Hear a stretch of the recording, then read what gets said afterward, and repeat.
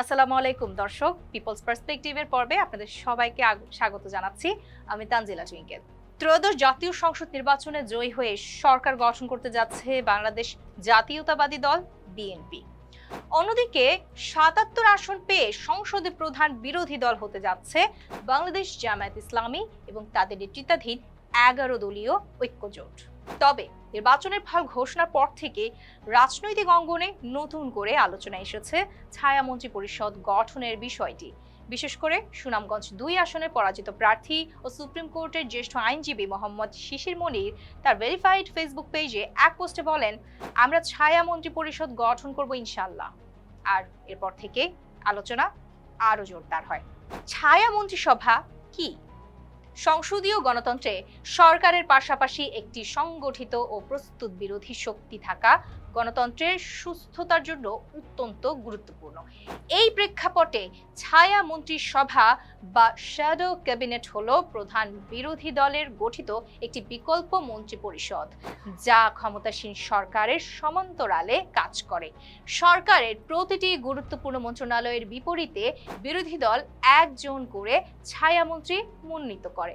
অর্থ, স্বরাষ্ট্র, পররাষ্ট্র, শিক্ষা কিংবা স্বাস্থ্য প্রতিটি খাতে থাকে সমান্তরাল দায়িত্বপ্রাপ্ত প্রতিনিধি। তারা শুধু সমালোচনাই করেন না, সংশ্লিষ্ট খাতে সরকারের সিদ্ধান্ত বিশ্লেষণ, সংসদে প্রশ্ন উত্থাপন এবং বিকল্প নীতিমালা উপস্থাপন করাও তাদের দায়িত্বের অংশ।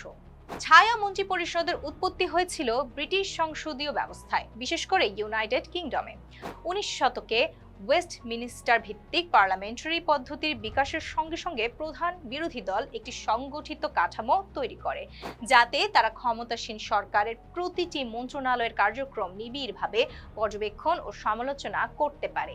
এই কাঠামো পরবর্তীতে শ্যাডো ক্যাবিনেট নামে পরিচিতি পায়। এরপর কানাডা, অস্ট্রেলিয়া এবং নিউজিল্যান্ড সহ অন্যান্য কমনওয়েলথ দেশেও এই মডেল অনুসৃত হয়। ছায়া মন্ত্রিসভার প্রধান কাজ সরকারের জবাবদিহি নিশ্চিত করা। সংসদের প্রশ্নোত্তর পর্বে সংশ্লিষ্ট মন্ত্রীদের কাছে নীতিগত সিদ্ধান্ত, বাজেট বরাদ্দ ও প্রশাসনিক কর্মকাণ্ডের ব্যাখ্যা চাওয়া হয়। পাশাপাশি ছায়ামন্ত্রীরা নিজ নিজ খাতে বিকল্প নীতিমালা প্রণয়ন করেন, যাতে ক্ষমতায় এলে দ্রুত তা বাস্তবায়ন করা যায়। অনেক বিশ্লেষকদের মতে এটি ভবিষ্যৎ সরকার পরিচালনার একটি প্রস্তুতিমূলক কাঠামো হিসেবেও কাজ করে।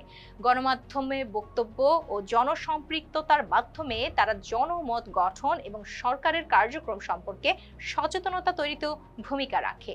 ছায়া মন্ত্রিসভার কোনো সাংবিধানিক বা নির্বাহী ক্ষমতা নেই।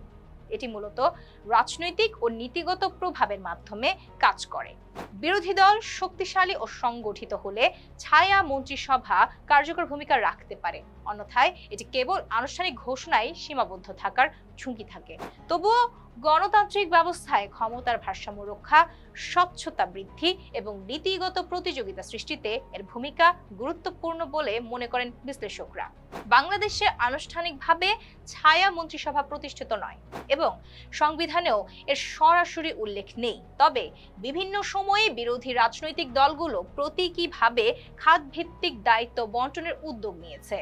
বর্তমান রাজনৈতিক প্রেক্ষাপটে ছায়া মন্ত্রী পরিষদ গঠনের আলোচনা নতুন মাত্রা পেয়েছে।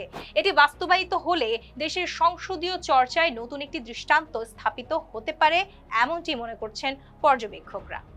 দর্শক, এই ছিল আমাদের আজকের আয়োজন। পরবর্তী পর্ব দেখার আমন্ত্রণ জানিয়ে শেষ করছি এখানে। এতক্ষণ সাথে থাকার জন্য ধন্যবাদ সবাইকে।